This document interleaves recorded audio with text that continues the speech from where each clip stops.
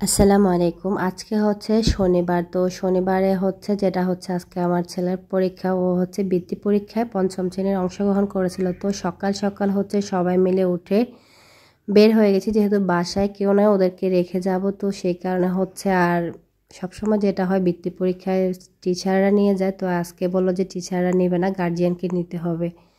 সেই কারণে আমি নিয়ে যাচ্ছিলাম, আর হচ্ছে যে কি সাথে ওদেরকেও নিয়ে নিয়েছি, কারণ আমি গেলে ওদেরকে কার কাছে রাখে যাব, তো সেই কারণে ওদেরকেও নিয়ে নিলাম। তো এই যে আমরা চলে আসছি, আর আমি ওকে গাড়িতেও বসে বসে একটু পড়াচ্ছিলাম যে একটু পড়ো, কারণ একটা পড়লে একটা যদি মনে থাকে, একটা আনসার করলে তোমার জন্য ভালো হবে। সারা রাতও পড়েছে, সকালবেলায় উঠে 5টায় পড়েছে। তো যাই হোক, পড়ার যতটুকু সম্ভব চেষ্টা করছে। তো এখন হচ্ছে আমরা ওর সিটটা খুঁজে নিচ্ছিলাম, তো কোথায় হবে এটা আমরা যখন গেটে দিয়ে আসছিলাম তখন ওরা হচ্ছে বলে দিছে যে তোর নাম্বার রুমে যান, একদম কর্নারে ওখানে হচ্ছে ওর সিট নাম্বারটা পড়ছে। তো আমি হচ্ছে ওর সিট নাম্বারটা খুঁজে দিয়ে ওকে বসাই দিচ্ছি। ওর তো কথা বলায় ব্যস্ত, মানে অন্য বাচ্চাদেরকে দেখছে যে ক্লাসের ছেলেমেয়ে আছে ওদেরকে, আমি কিন্তু সেই সুযোগটা ওকে আর দিচ্ছিলাম না। আমি বললাম যে পড়ো।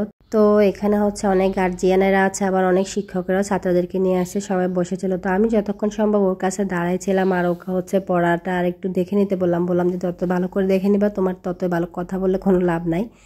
পরে হচ্ছে মেয়েগুলাকে একটা জায়গায় বসায় রাখছে, ওদেরকে নিয়ে হচ্ছে এখানে সবগুলা গার্জিয়ানকে বসার জন্য ওনারা একটা রুম খুলে দিছে। তো সবাই হচ্ছে এখানে বসছিল, সবাই বসে অনেক কথাবার্তা বলছিল। আমি কিন্তু নিজের কাজ করছিলাম, আর এখানে হচ্ছে দাঁড়াই আছি আমরা। হচ্ছে আমার ছেলে বাইর হওয়ার সময় হয়ে গেছে, পরীক্ষা শেষ। তো ছেলেকে হচ্ছে বাইর করে কখন আসবে সে অপেক্ষা করছিলাম। তো ফাইনালি হচ্ছে ও বাইর হয়েছে। পরীক্ষা কী দিয়েছে সেটা না জিজ্ঞাসা করলে আমার মনে হয় আমার ছেলেকে আমি 1 বছর পরে দেখছি। আমি প্রথমে ওকে জড়াই ধরছি, এরপর হচ্ছে আমরা গাড়ির জন্য দাঁড়াইছিলাম।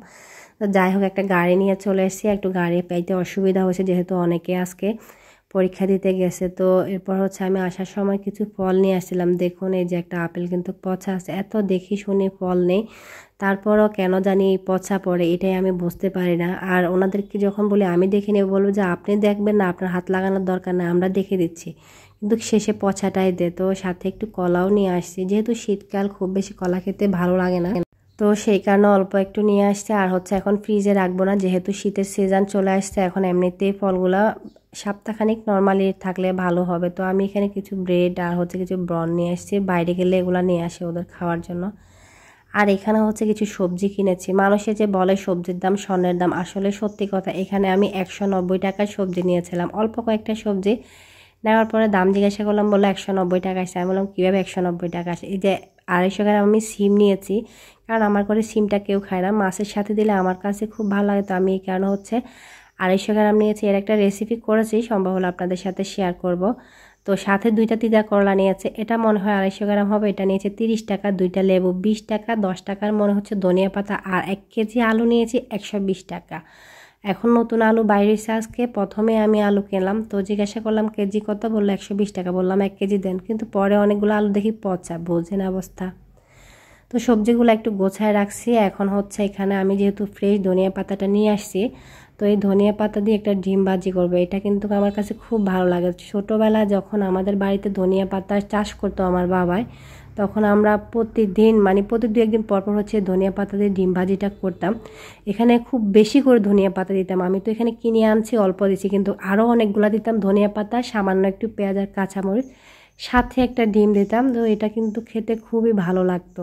তো আজকে যেহেতু ধনিয়া পাতা নিয়ে আসলাম, বাসায় আর অন্য কিছু খাওয়ার না, তো চিন্তা করলাম যে এই ডিমটা ভেজে হচ্ছে, একটু খিচুড়ি ছিল গত দিনের, তো ভাবলাম সেই ডিমটা একটু ভাজি করে নিয়ে খিচুড়িটা দিয়ে ডিম ভাজিটা খাবো।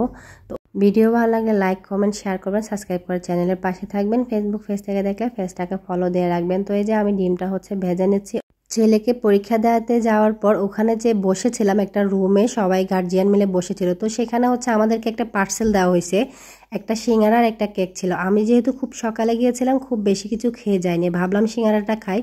যখনই সিঙ্গারাটা খাইলাম, পানিটা খাবো, এমনি একটা বাচ্চা দুষ্ট টাইপের একটু এসে বোতলটা নিয়ে গেছে। পরে আমার এই দিক দিকে হচ্ছে গলার ভিতর সিঙ্গারা আটকে, বাচ্চাটার কাছ থেকে পানি নিতে চাইলাম, ও শুরু করে দিল কান্নাকাটি। বাচ্চাটার মাটাও হা করে তাকাইছিল, কিছুই বলছিল না। আর আমার এই দিক দিয়ে অবস্থা একদম খারাপ হয়ে যাচ্ছিল। আমি যখন কোথাও যাই, সাথে অবশ্যই একটা পানির বোতল নিয়ে যাই।